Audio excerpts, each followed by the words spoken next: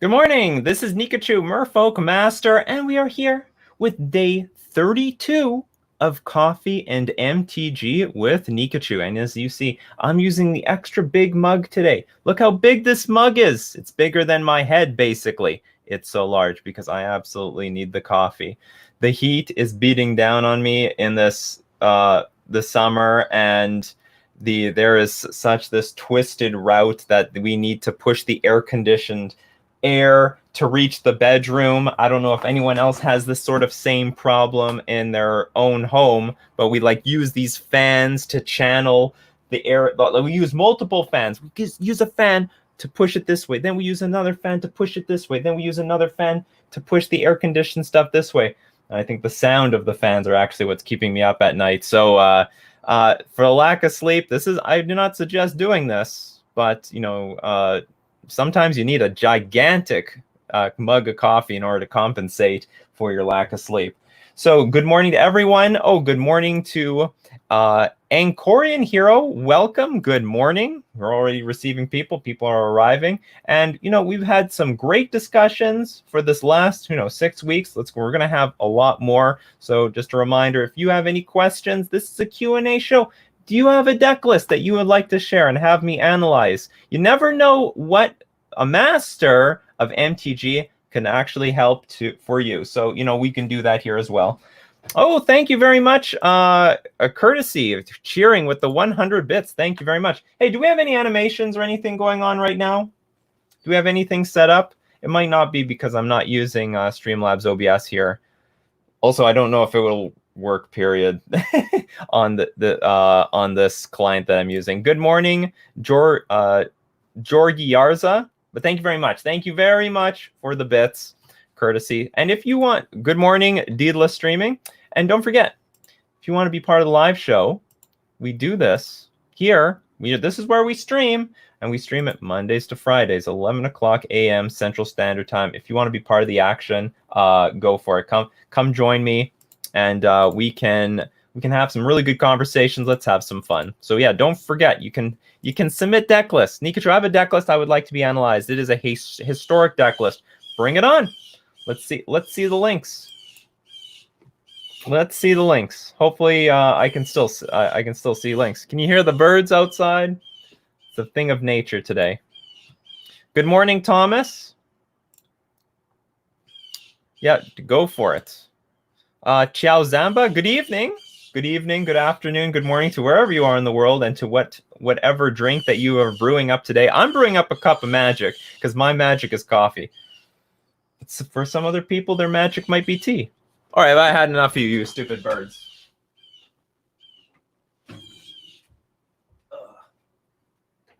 Was it mating season? What's going on? That's a bit noisy for me. There's bird tribal outside my window. A tribal deck. Good morning, Mr. Blue. Good morning, Direwolf 87.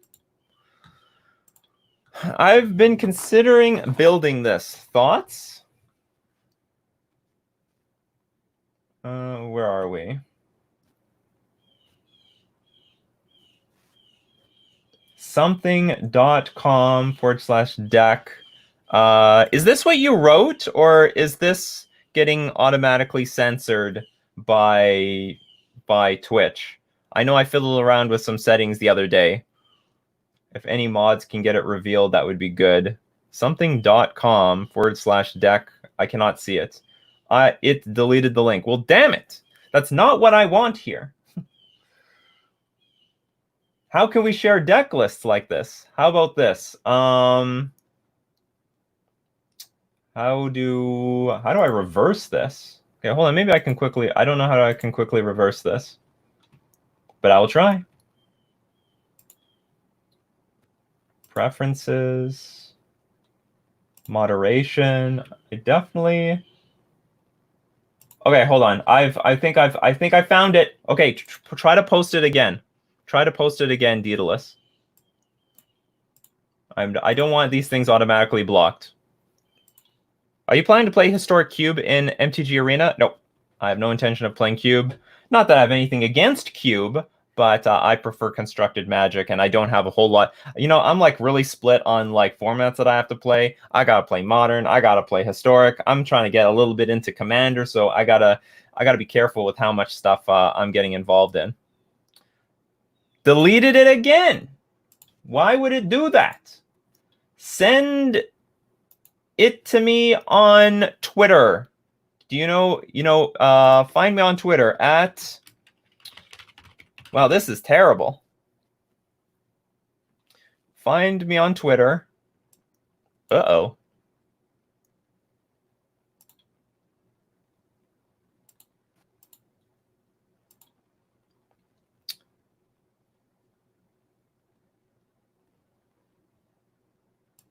The cube is so much fun.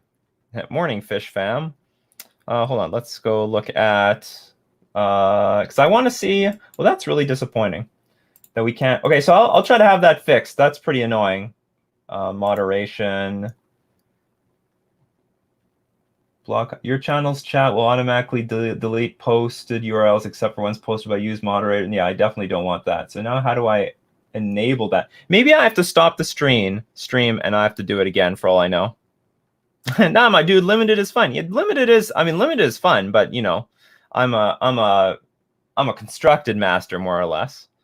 Good evening, Olaf the Snowman. Good morning, Dexter. Thanks for looking at my vampires deck yesterday. No problem. That's why we're trying to do that again today. We are being replaced by spirits. No merfolk for us. You know what? This has happened many times for us in the past. So okay, so maybe we don't have. Are you able to give this to me on Twitter? Deedless streaming, you know, just at me and it should be all good with me. Here, let me go to Twitter.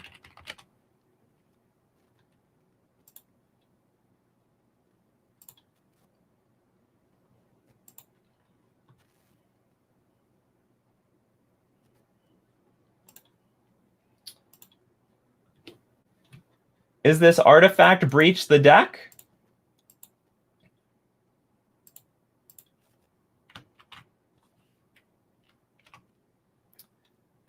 Awesome. All right. Let's go take a look at Daedalus's. So today, if you have something, if you have like a, let me know if you're going to send me something and tell me, and then just give it to me on Twitter. So we've got, let's go check out Daedalus's. Good morning, Mikey J. Good morning, good morning. All right, so let's go check out this sweet artifact breach deck in Historic. We have one Thassa's Oracle. Is this a win condition? Let's see what we've got here. Okay, 3 Emery Lurker of the Loch. Urza. I thought this was a Historic deck. Or is this literally... This cannot be Historic. There's no Urza in Historic. What are you doing? What are you doing, Daedalus? Maybe I'm wrong. Maybe this is a modern deck. Does it say modern preliminary?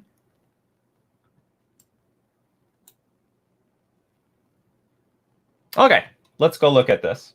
So Thassa's Oracle as obviously a random win condition. We have Emery Lurker of the Loch, 3 Urza High Lord Artificer. It's basically like a combination of the most annoying cards possible in Modern. We're also running Teferi Time Raveler to make it very difficult for the opponent to interact with us. But this is the Underworld Breach deck that is trying to utilize Grinding Station and I mean a lot of artifact synergy as well. So Grinding Station, sacrifice an artifact, target player puts the top 3 cards of his or her library into his or her graveyard, and whenever an artifact comes into play, you can untap Grinding Station. What is the combo again?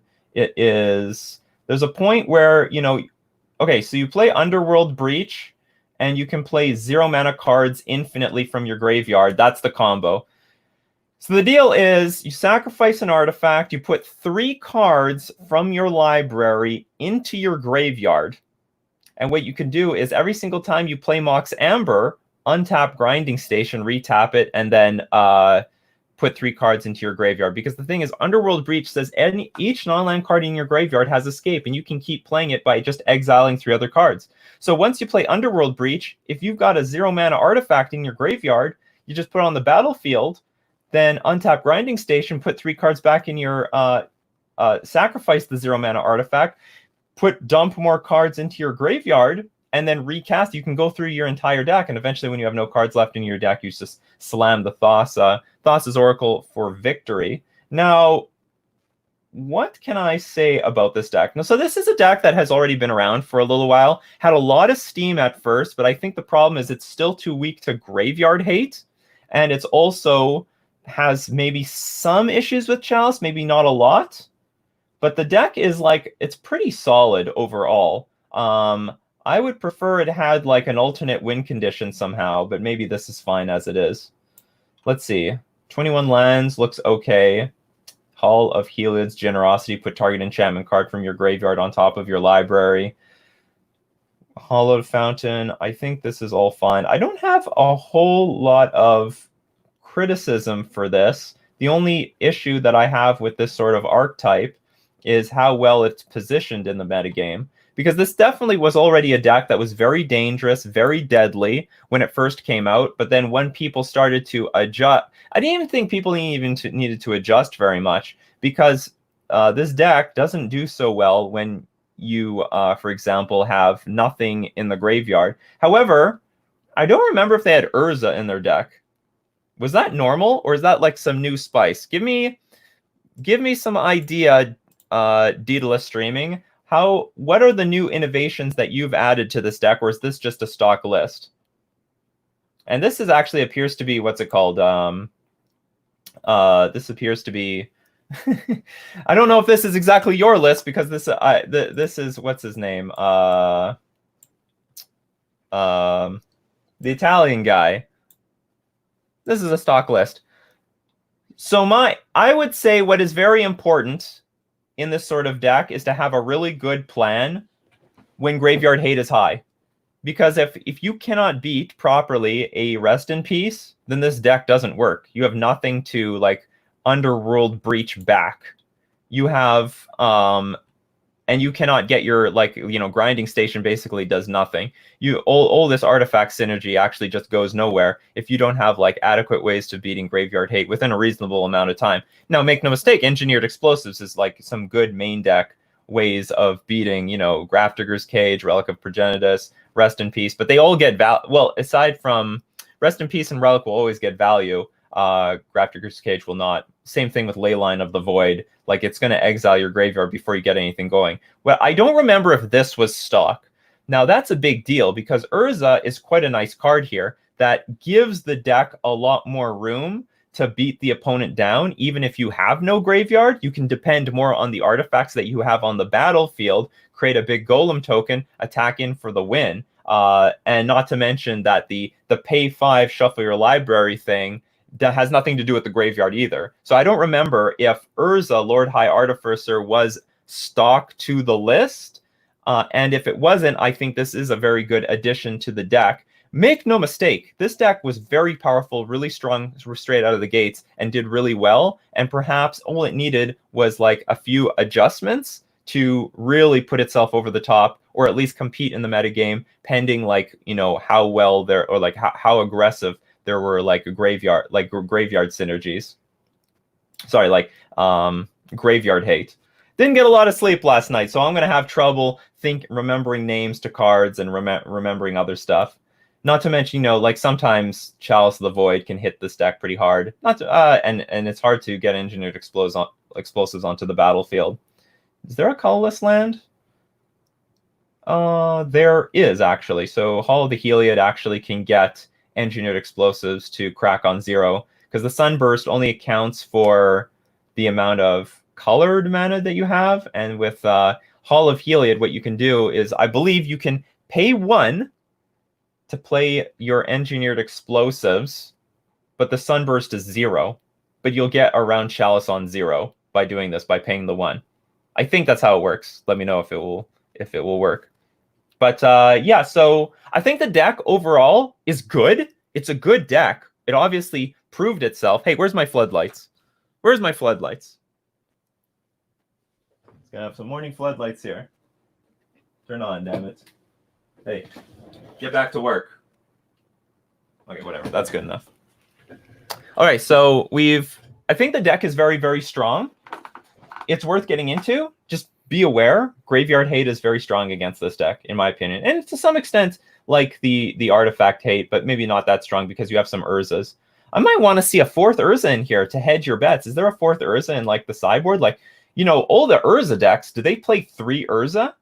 No, because Urza is such a good value card by itself. Urza is a win condition by itself against like the grindy decks. Very hard to kill Urza. 4 toughness, so screw your Lightning Bolt, screw your Abrupt Decay, and then, you know, Fatal Push is very situational and is a fantastic value card. You know, pay 5 to keep grinding stuff onto the battlefield, make your Golem larger, and you could end up paying 5 and finding a Teferi Time Reveler. So I understand that this deck is very strong. It has a lot of potential, and I think it's very good. And I don't really have a whole lot of input to add, except either you play this deck when, you know, Graveyard Hate isn't at its highest, or you adjust the deck so that the deck is going to be good even if Graveyard Hate is very strong. So thanks for sharing the list, Daedalus Streaming. Cool. And Thomas T cheered 100 bits. Thank you very much, Thomas. Thank you very much. Cheering the bits. If you're just joining us today, it is Coffee and MTG with me, Nikachu. We talk Magic.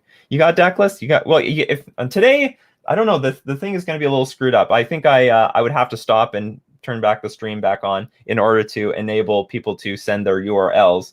However, what you could do, if it's on MTG Goldfish, I guess it will still work because you just have to give me the end part of the URL and I'll find it. Aside from that, maybe give me an @ on Twitter and maybe that will work as well. Just let me know that you've sent me something. But anyway, this is a Q&A show, so let's get back into the questions and answering. Morning, Fish Fam. Morning, Shock Onion. Limited deck building is just luck. I don't think so. It's pretty skill intensive. You know, there's a lot of skill in limited, but the problem is that the gameplay has a lot of variance. Like it's all skill.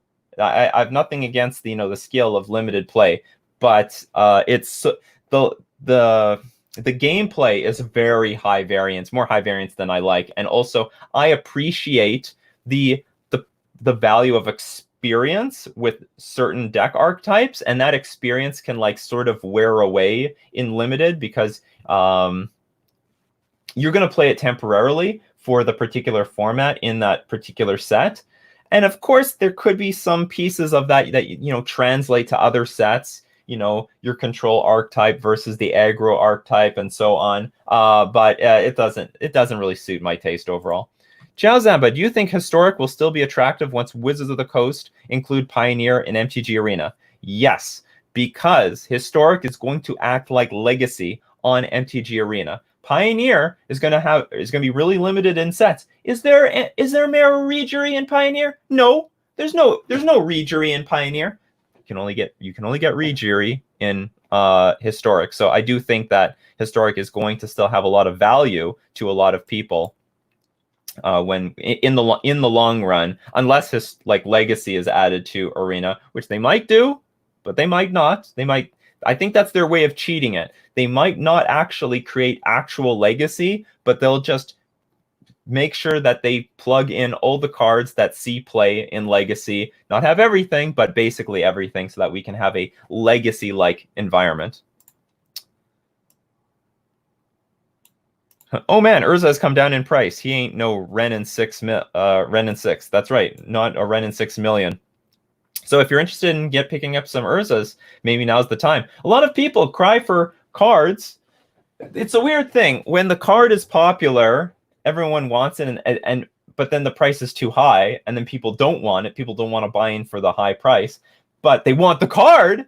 Oh, but then when the price goes down to nothing, people, I don't want this card anymore. No, I'm not interested. Why don't you just buy it when it's cheap? Because it will come back. Make no mistake. Cards like Urza, they're going to be back. Urza's going to be back. I don't know when, but Urza will be back. This is not the last we heard of Urza. Hello, the Pessimist Scientist. Good morning. Good morning, Abhinav. Let's look at that sideboard in that artifact deck. I imagine there will be a lot of hate from opponents in Game 2. Oh, so we can quickly look at it again. So the sideboard as we see. We have Tormod's Crypt. Cannot do anything about artifact hate. Dispel cannot do anything about artifact hate. Nope. Nope. Maybe. Yes. So we got some stuff. Cryptic Command. Still counts. You can just bounce your opponent's artifact, or, I don't know, like Rest in Peace at end of turn. That's fine. And Fact or Fiction to help maybe find these things. It's a weird include, though. It's a weird thing to have in the sideboard. But whatever. I don't know the full point of the deck. Good morning, Neil. Played against an opponent playing something very similar. Very nice. Oh, this is a stock list, so Urza is not anything new. I can't remember if Urza was around when I first played it a long time ago. Yes, Andrew Mengucci. That's right. I couldn't remember his name.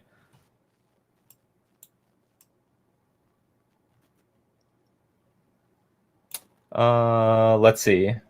I heard so much about this deck early on, and now it's nowhere. So worried about why nobody's playing this. Maybe it's because it's in general those artifact decks. Like that deck gets shut down in two ways: artifact hate and like Stony Silence Collector oof style artifact hate, and also the graveyard hate. So if people are packing enough of that stuff, then the deck can end up being in a lot of trouble. Good morning, Monster CC. You're welcome. I mean, if you're interested in that deck, go for it. Skill in picking your one rare per pack. Oh, they're still talking about they're squabbling about the limited versus constructed. There's skill, definitely. Good morning, Reformed One Trick. Okay, so we have some problems. M515 says only 720p streaming options. Comcast throttles me hard, and I can only do 480p or less. So what is the issue?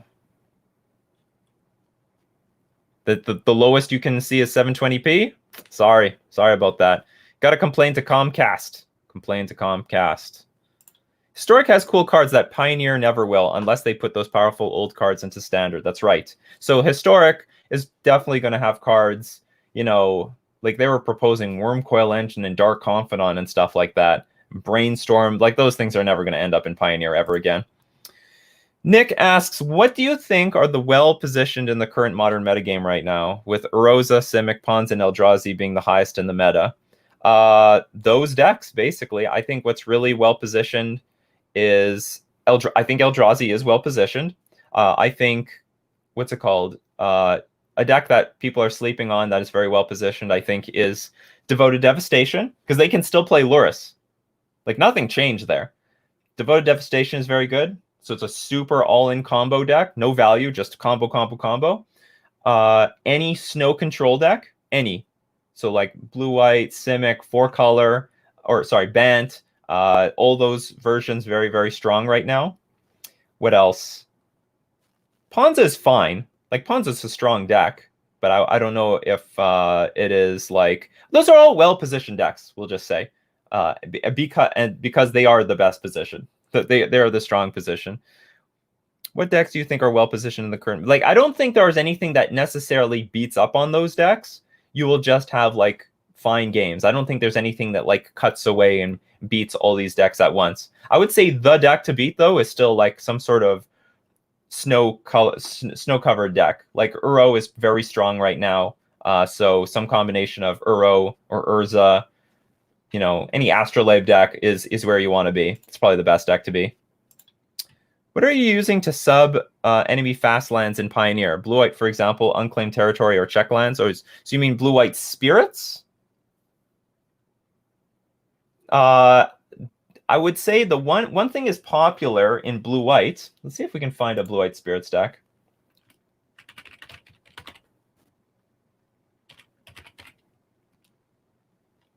Is it decklist.net? Decklists? No.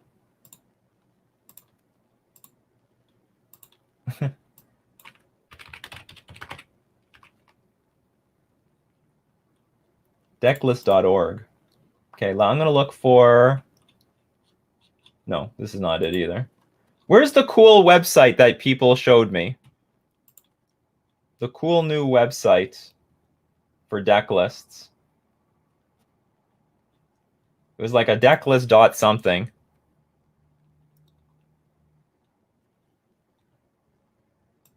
MTGDecks.net, that's what it was. If I remember correctly, in Blue-White Spirits, Unclaimed Territory was clunky. Like, it was really, really clunky. It's like not where you wanted to be at all. So let's go to Pioneer, and let's just see what people in general played. Spirits, here we go. And I'm sure any particular list will be fine. Their mana base will be good. So we have one Unclaimed Territory here.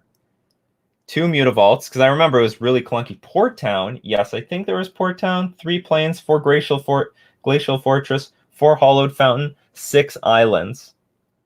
You can't play too many Port Towns. You got to be careful. Unclaimed Territory, I think, is a budget option.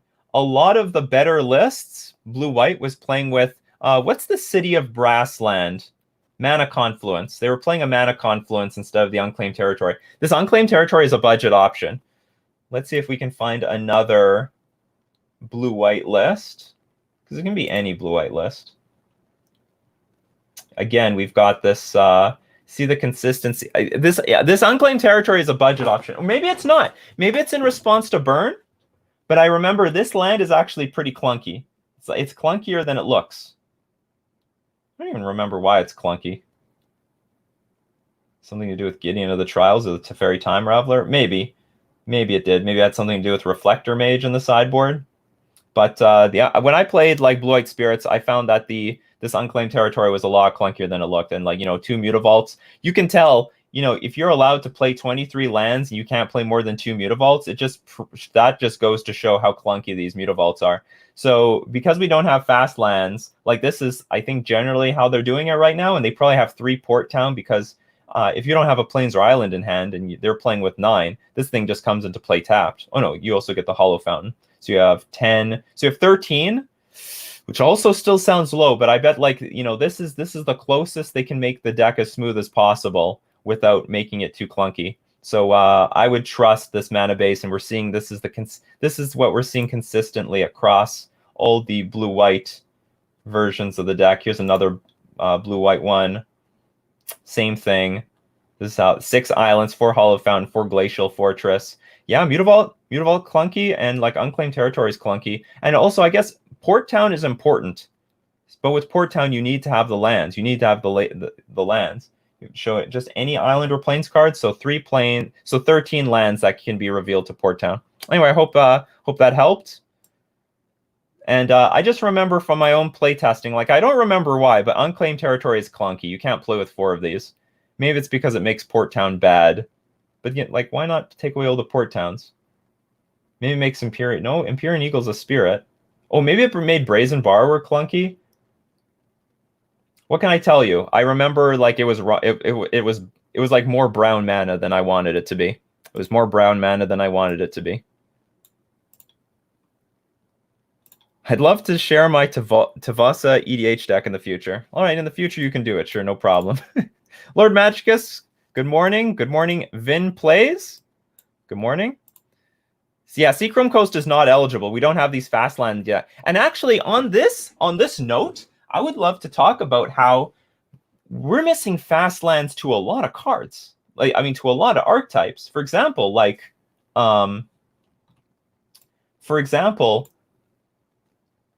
we can't even make Jeskai Control work very well in Pioneer because they don't have the proper mana bases. A lot of the parts of the color pie have not been unlocked in archetypes because the mana is not there.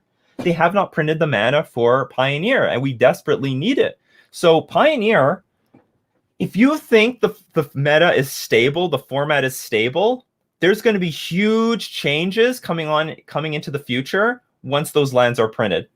Mark my words, there will be gigantic, earth-shattering changes to the Pioneer meta when the proper lands are printed. There are a lot of archetypes right now that cannot exist because the mana base doesn't exist for it. It's too clunky. It's too slow. Right now, that's why you see so many 2-color and mono-color decks. That's why we saw mono black. That's why we see mono red. That's why we see mono blue. And that's why we see mono white devotion, mono green devotion, because those are the mana bases that work the best.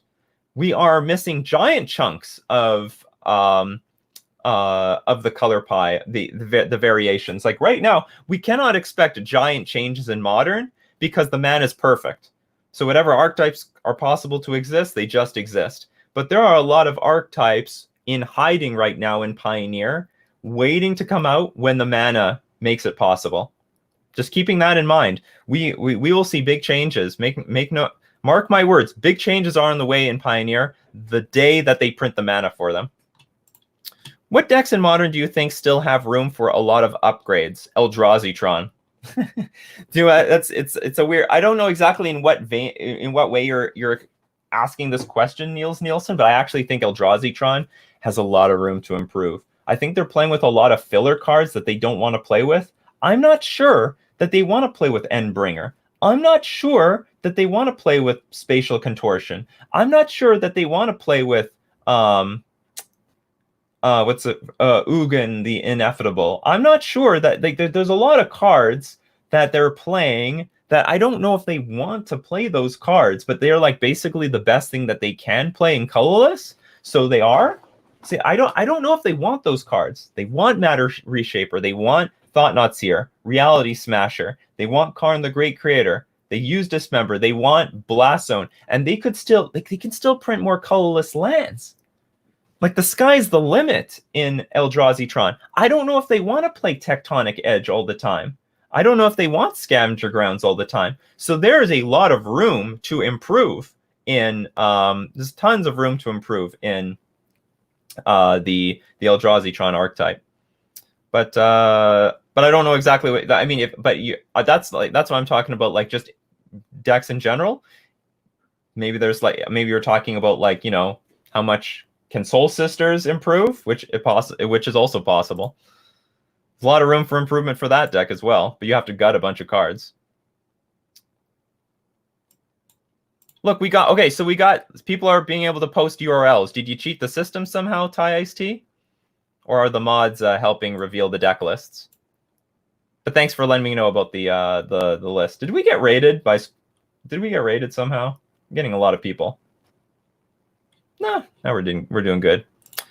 For me, it goes Shocks, Fastlands, Checks. Yes. Although I think I prefer the check lands before. Oh no. Yeah, you're right. Yeah, Shocks. Well, for me, it's like fetch lands are the best, but I think you're talking about Pioneer. Best is Shock lands, next Fast lands, and then the check lands. Oh, M5 says on mobile, M515 Mobile 2. What I mean is that streamers give the option to watch at 1080, 720, 480, etc. Right now, we only have 720, which is fine. I just have to watch on my phone. Maybe, I don't know why you don't have the option right now. Can't say. It might be because of the client that I'm using right now, so that I can show, like I'm using this web-based service called StreamYards, which allows me to, you know, click on your questions and present them on the screen. Maybe it has something to do with that, but for me to have this beautiful service, maybe it has to be 720p. Sorry about that. Checks are bad without the fetch lands. Really?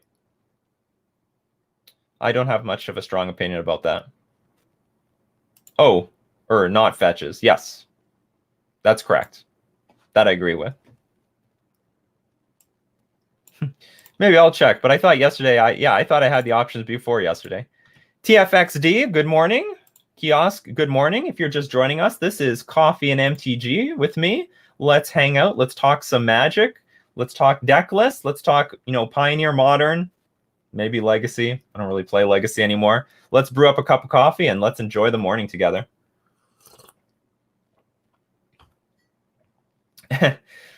Squat Chief in the house says, you got to reset the stream over and over to get lucky and the option to watch 3060 will pop up. So it's a slot machine. Just restart the stream and eventually it works. Awesome. Are there any cards that you think should be banned, unbanned in Modern? I think, well, like I said many times, yeah, and I'm supposed to make videos about this. Umezawa's Jite can easily get unbanned. Artifact lands, I think, should also get unbanned. I know you people say I'm crazy, but I think the artifact lands cannot get unbanned. And I understand, you know, maybe we keep them banned because there's nothing good that can come out of unbanning the artifact lands, but I think they're safe.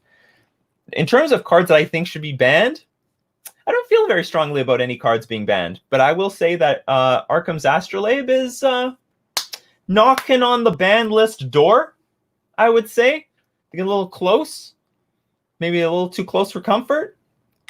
So I think Arkham's Astrolabe got to check itself before it wrecks itself, because it's starting to do stupid things. Before I thought it's fair. It annoys people because you can't Blood Moon the decks, but it was fair. And now we're moving into unfair territory. Territory. See how good that Ice Fang Quaddle is without your Arkham's Astrolabe. It's gonna be harder. What do you think about Jeskai Control in Modern right now? Okay, I'll say this much. If you build Jeskai Control to utilize Lightning Bolt and Lightning Helix, you will fail. That's the problem with Jeskai Control. 3-color deck, no problem, but you got to make sure that the red splash isn't for Lightning Bolt or Lightning Helix. That will fail you. The only way Jeskai Control is well positioned is because those removal spells line up well with the threats, with their opponent's threats. So it's like cheap mana efficient answers, but they don't line up anymore. Like, what's your Lightning Bolt and Helix going to do against Eldrazi-tron, or the Urza deck, or the Uro decks, or anything? They do nothing anymore. That's why Jeskai Control has collapsed. So if you want to build Jeskai Control to utilize Lightning Bolt and Lightning Helix, you're just going to run into a brick wall and find out your cards do nothing. They're useless. And they don't scale. Like, they're just 1-for-1 removal spells, even if they remove anything. It's not like the current Uro control decks with Ice Fang Quaddle. You play your Ice Fang Quaddle, you block, you kill the thing, and you drew a card, because the Ice Fang Quaddle draws a card when it enters the battlefield. Or Urza enters the battlefield. If you kill Urza, it probably got a random card off the top of the deck, and it also came with a Golem token. Uro enters the battlefield, draws a card. Even if you kill the Uro somehow, whatever, it can come back and still got value. So those cards scale very well. The Jeskai deck doesn't scale well at all. Can you play Jeskai? Sure, but not with the intention of splashing for Lightning Bolt or Lightning Helix. You got to take a different route. You got to be playing with, like, what's the Jeskai not the Jeskai, what's the Boros Planeswalker? Nahiri the Harbinger. Maybe you can utilize that somehow. But you got to take a different direction, is all I'm saying. If you want to go Jeskai, you just cannot. That deck is dead. Lightning Bolt, Lightning Helix, Electrolyze, they're retired. It's over. It's over, Jeskai Control. It's over. That's all I have to say about that.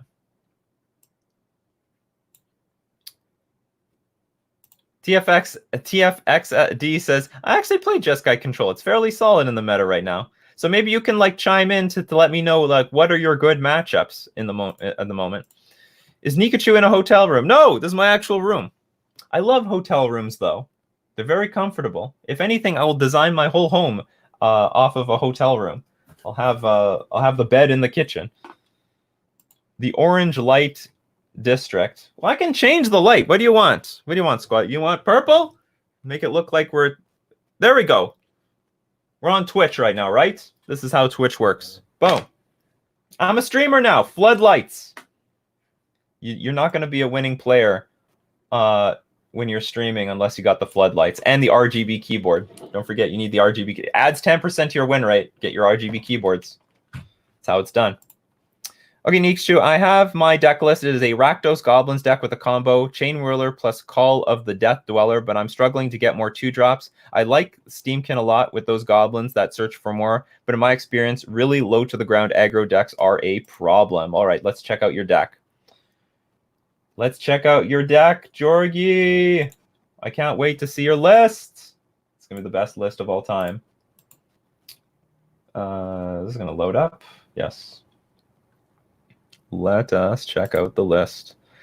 You said Chain Whirler and Call of the Death Dweller is good. Yes, return up to 2 target creature cards with total converted mana cost 3 or less from your graveyard to the battlefield. Put a Death Touch counter on them, on each of them, and then put a Menace counter on each of them. And so what ends up happening is, hold on, let's make this bigger. So what ends up happening is with Call.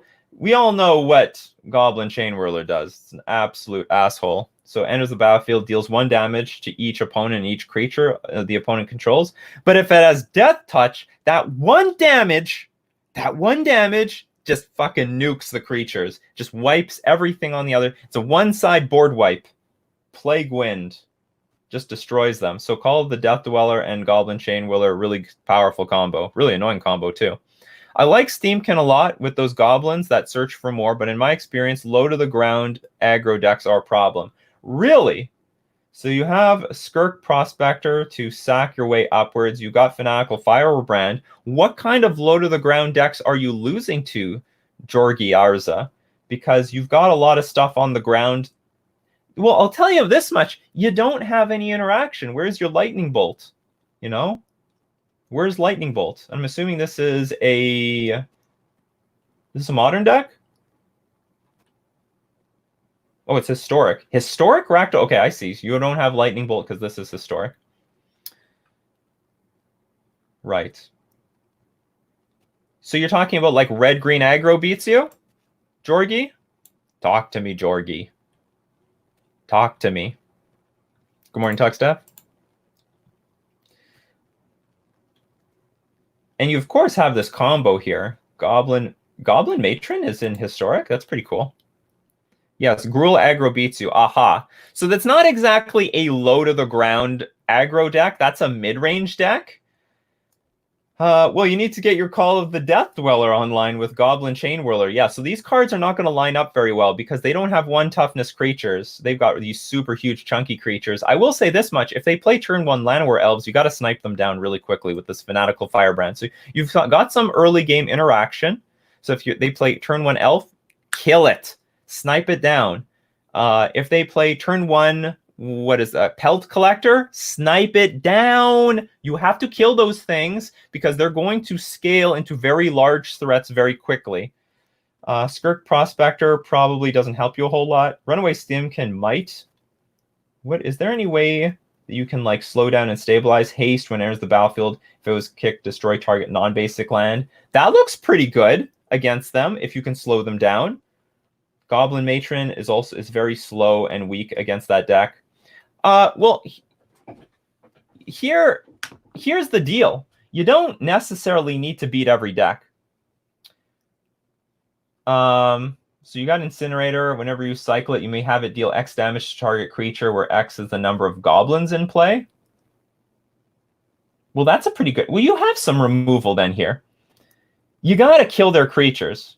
You can't... I don't think you can race them. You can... If you've got this set up, you can play Goblin Chainwhirler, block a random thing, let Goblin Chainwhirler die, and then Call of the Death Dweller it back in play. I mean, I would be on defense. That's how I am against red-green aggro. Now, I don't know how this deck particularly plays out, but I think you got some game here. I don't know how necessary this thing is. How many lands are we running? We're running 22 lands, which I see in combination with this will get us the mana that we need to get to Goblin Chainwhirler. But will we... Oh, this costs 3 mana, so that's not too bad. 22 lands. Is that enough to get Goblin Ringleader in play?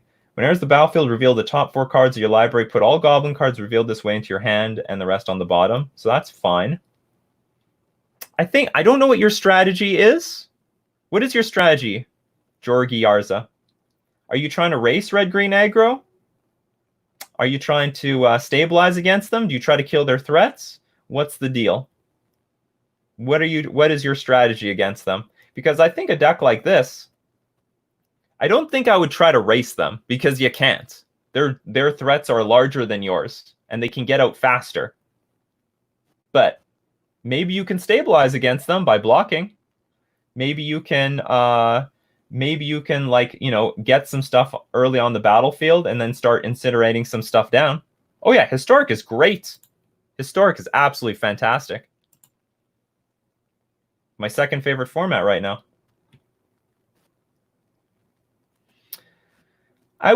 So I'm trying to stabilize against them, but Embercleave just finishes it off. Is there any room to put... So hold on, this thing kicked... I get it. Okay, so you can't beat Embercleave.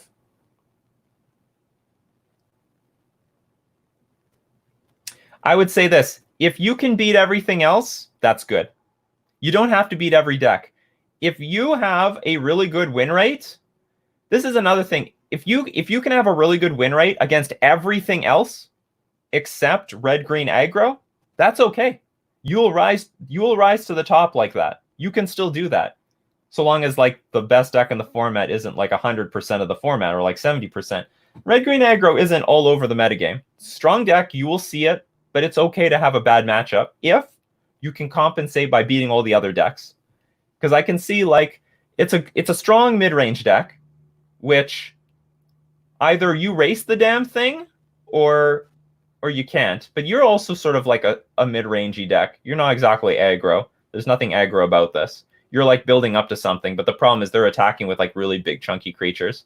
So I wouldn't feel too bad about losing to red-green aggro. Like, I'm not doing that great against red-green aggro either. I got like, I don't know, 40% against that deck. But I don't care because I'm beating everything else. And that's all that's important. You got to beat everything else.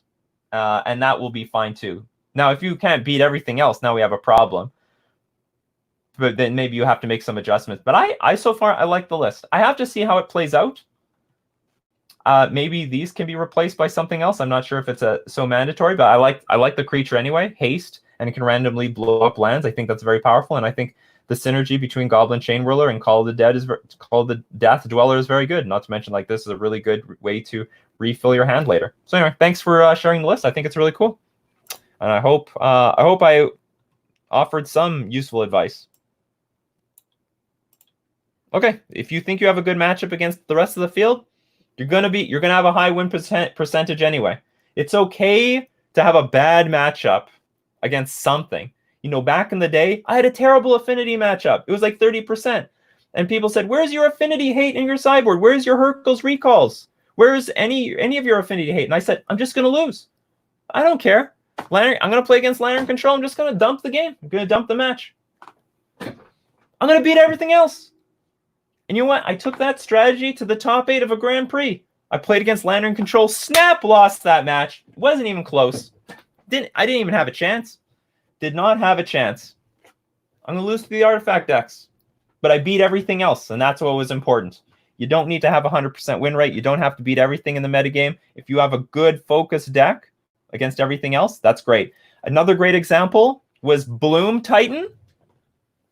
You know, remember when Summer Bloom got banned? Because Bloom Titan was so damn powerful, but there was one deck it had no chance against. Splinter Twin. The best deck in the format. Couldn't beat Splinter Twin. But it could crush everything else, and that was all that was important, and that was good enough to make top 8s, go to the finals of a Pro Tour, and Bloom Titan had a ton of success, and Summer Bloom got banned, even though it could not beat the best deck in the format by a large margin. Those twin decks just tapped things down and comboed off, or they played Blood Moon, and that was just a one-card win condition. So just keep in mind. Simon Slutsky did make Hurkyl's Recall good, though. But I don't know if he needed them just to get to the finals. But it was nice to have at the time. All right, great discussion there. Hope that was valuable to some people. Hey, if you're getting value, if you're you're watching this on the replay, don't forget to give a thumbs up. Let me know how much you're enjoying it this morning. Mikey J says, hey, can you give us a rundown on using Deprive out of the board? I think I'm bringing it in too often. Okay, so you can bring it in against control decks. You bring it in against combo decks, but you can also bring it in as filler against a lot of decks where you just have to take out random stuff. That's why you see me bring in like 2 Deprives against Jund or Death Shadow. I don't need them, but I think they're better than Force of Negation, because I know, Force of Negation is basically a 2-for-1. I don't want to be in that place against attrition-based decks. So you can also bring it in as filler when you know you have to take out some cards because they're so bad. I hope that was helpful. I don't have the option for what, because I'm not partner. We're going to have to get to partner. We're going to have to get to partner. Onlyfans.com/Nikachu. If anyone wants to see my butt, maybe there's some money still to be made here. Yeah, Merfolk has a lot of room for upgrades. That's true. I need my 1-drop. Where's my 1-drop, Wizards? And also, where's my new big creatures and stuff like that? There's a lot of room for up. That's true. That's very true. There's a lot of room to upgrade here. I seen your tweet about having a commander deck. What are you running? Thassa, God of the Sea. I think that's an underrated commander. Every single time I've played Thassa by turn 3 and I've been able to attack with her by turn 4, I've always won. She puts out so much damage, she's almost untouchable. Once a player put like some equipment on it that basically turned her into a 0/1 that did nothing, no ability, lost all ability. So that was the only answer I saw sufficient at beating my Thassa. You will be stuck sometimes having 1080 being the only option. I guess so. Wow, not showing my link. So what? Some people can show links, some people can't. I don't know who shows and who doesn't. You mentioned the problem with printing good blue cards is because Control would get new toys. Do you think this is why they're printing super narrow blue cards? Yes. They have to be very careful about printing blue cards for anybody, for any archetype, because it's got to be, they got to make sure that Control cannot abuse it too much, because Control can just take over.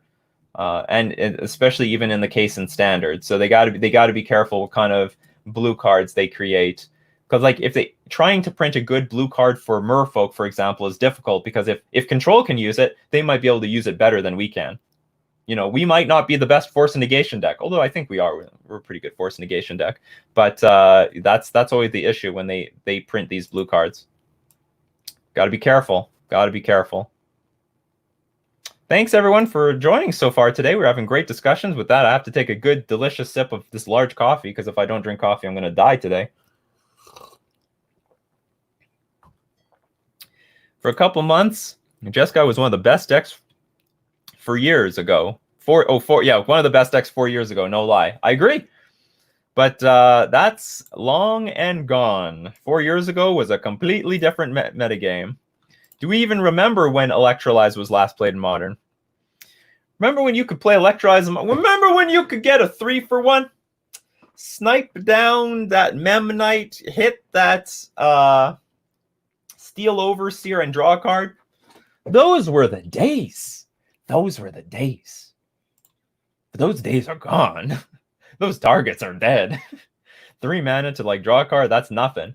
Say hello to Icefang Nikachu. Sorry, no, Icefang Quaddle. PowerPoint is boring. I admit it. After calling for years for a Mox Opal ban and getting it banned, you feel sorry for the Affinity players. I don't feel sorry for the Affinity players, but I feel like I can't complain about anything anymore. Like, I think it's the calling of every Magic player to whine about something. Like, oh, Modern's so bad. Oh, this Uro card. Oh, Oko. Oh, Urza. Oh, Snowlands. Oh, Arkham's Astrolabe. Damn it this. Damn it that. And I'm like, I have nothing to bitch and complain about anymore. I'm pretty happy about this. Okay, we can have Oko. We can have Uro. I don't care about any of this. It's not a big deal to me. All I cared about was Mox Opal. I was raging for years for that thing to be banned. Now it's banned, and I'm like, well, now what? I don't really believe there's anything else wrong. So anyway, that's I'm in a weird spot like that. You know, like everyone's raging over something in Magic, over some issue, and I'm like, I got nothing. I got nothing. Can't join anyone here. Mox Opal did nothing wrong. Bullshit. That is a bullshit statement. That did a lot wrong. You know, some people are like, Affinity. Like, how could you ban Mox Opal? You killed Affinity. Like, there was nothing wrong with Mox Opal. Oh, yeah? Well, what about Hardened Scales Affinity? What about Whir Prison? What about Lantern Control? What about Cheerios? What about KCI? What about Urza? And that's another thing. Like, people are like, Urza killed Mox Opal. No, it didn't. It was all those other artifact decks that killed Mox Opal. You know, it's fine if there's one Mox Opal deck. But then when you have Affinity, Hardened Scales Affinity, Cheerios, Wurza, Whir Prison, Urza, all these other archetypes, Lantern Control, Clan Ironworks. It's too many. It's too many. Mox Opal killed Mox Opal. That's what it did. It went out in a blaze of glory. Goodbye, Mox Opal. Nikachu, certified gamer girl now. Yes, we're gonna get that OnlyFans thing going on. Make the lights red, your favorite color. All right. It's an interactive. This is an interactive thing. We're gonna get both red. Da da da da. We got red. It's the morning show anyway. Looks like the color of coffee. Hopefully it wakes everybody up. Nick asks, what sideboard cards are you high on in Modern? Do I need combo disruption like Thoughtseize or counter spells to be competitive, or just graveyard hit, or just graveyard and burn hate? So I mean, like, I made a video about this actually.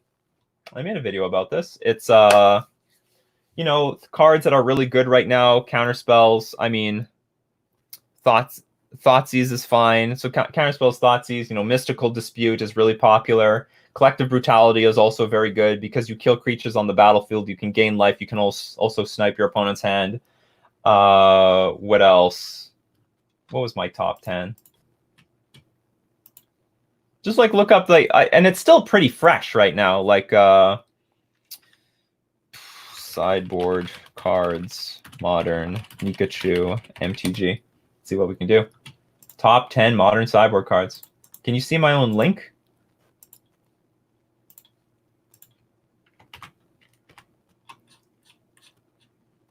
There we go. Does anyone say in the description what the top 10 are? For me, for very nice, fast, easy reference.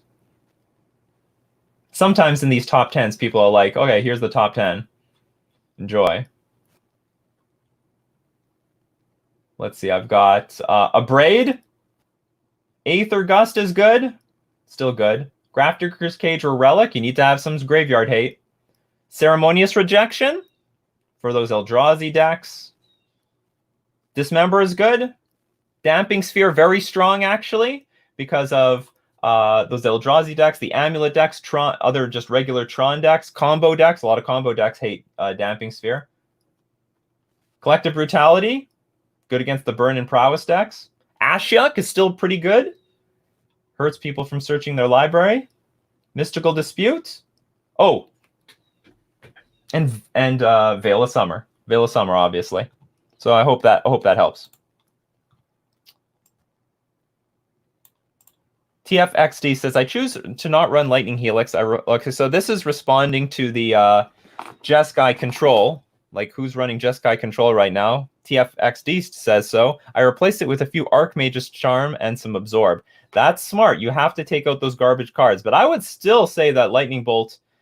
Okay, maybe Lightning Bolt is fine. We still see Lightning Bolt seeing some play in, what's it called? Blue Moon. So we still see it's still playable. But on the other hand... It's still on a lifeline. Like, it can't hit everything in the metagame. Like, it can't kill Urza, can't kill Uro, can't kill. It's bad value against Ice-Fang Quaddle. It's can't kill any of the Eldrazi. Well, you can kill Matter Reshaper, but again, not good value. So it's hard to get good value out of that card.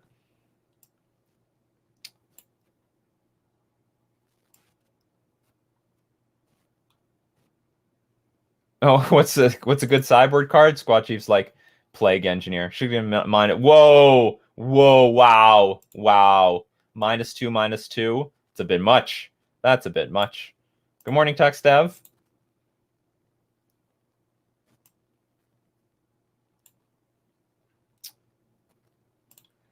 BDTRM says, what about Touch of Moonglove in that Goblin deck to turn Chainwaller into a Massacre Worm? Let's see. I don't even know what that is. Touch of Moonglove. Never heard of that. Crazy name. Is this even legal? I don't know if this is legal in Historic. Correct me if I'm wrong. Target creature you control gets +1/+0 and gains Death Touch until end of turn. Whenever a creature dealt damage by that creature dies this turn, its controller loses 2 life.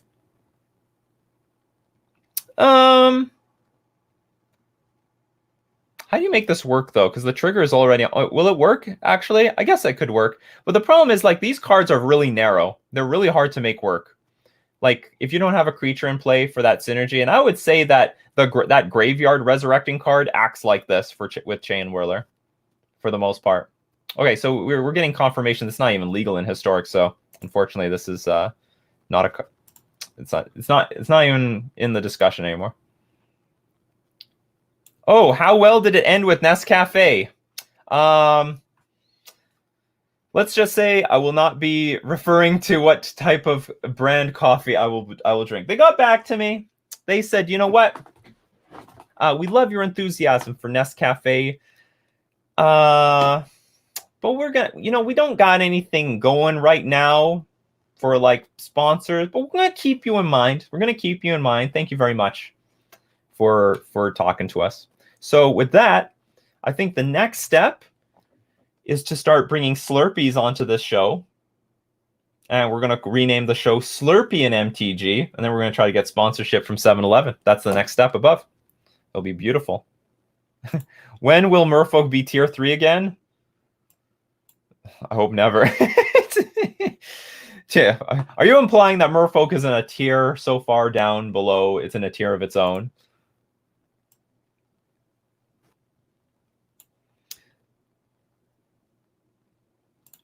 Niels Nielsen says, I hadn't tried Pioneer and I'm considering it. Why are you playing Historic? I like Historic because I can play Merfolk.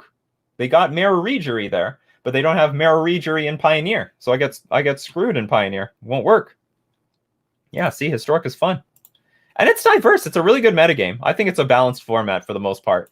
It just wasn't balanced when Winota was taking over. Winota was terrible. Winota was just awful.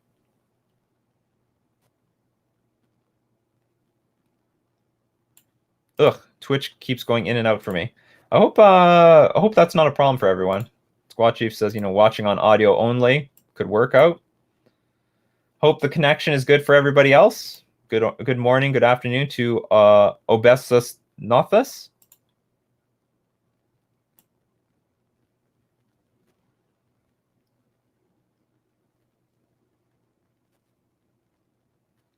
What do we got here? I think we can ask. We can look at one more question before we call it a day. See, Slurpee and MTG. It rolls off the tongue. It's great. It's a wonderful name. Slurpee, and who doesn't like Slurpees? I love Slurpees. I'm from Winnipeg, Manitoba. We are the Slurpee capital of the world, not of Manitoba, not of Canada, of the world. We drink more Slurpees than anywhere else. And partially that's because our Slurpees taste good. If you're from the United States, you actually have no idea what a good Slurpee tastes like. The Slurpees that were garbage for some reason. It's not the same. If you want a comparable Slurpee to what the 7-Eleven Slurpee is in Canada, you got to go to Circle K and you drink their Froster. That will be in the range of what it's like to have a Slurpee at a 7-Eleven in Canada. But the Slurpee at the 7-Eleven is garbage in America. It's trash. Also, not just in America, all over the world. I drank the Slurpee in Taiwan. It's the same thing. I think the Canadian Slurpee is unique. It's just in a league of its own. In a league of its own. All right, PowerPoint is boring. Do you remember when people used to play Peak and Vendilion Click main deck? Those were the days. Yes, that was a long time ago. Hey, I still think Peak is underrated. I think that's a very underrated card. I mean, I don't know why Infect doesn't run that. Yeah, okay, it costs 1 mana instead of 0 mana. But damn it, it was important to know what's in your opponent's hand. If your opponent has garbage in hand, you just go for it. You just go for it immediately. Anyway, I think it's a underrated card in Modern significantly. Tier 0 is the Slurpee. That's right. Tier 0 is Slurpee from Winnipeg. Isn't Winnipeg basically the capital of everything in Manitoba? Yes, that is true. You're probably the capital of like maple syrup as well.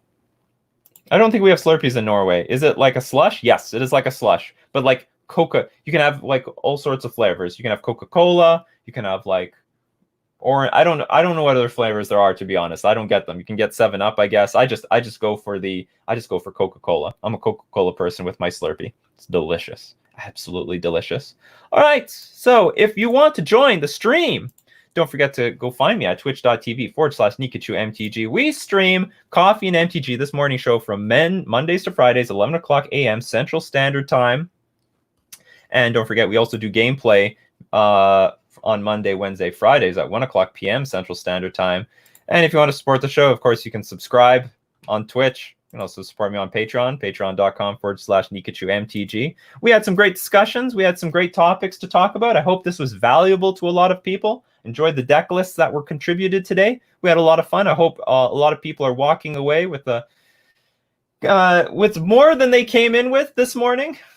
And I hope I'll see you next day, each and every day. We're going to keep doing this. You know, we're quarantined. We have nowhere else to go. Let's keep each other company. Let's have some fun and talk some MTG every day. So anyway, thank you everyone for watching. Some Nikachu Merfolk Master. Drink another cup of coffee with all of you people. Take care. See you next time. Bye-bye.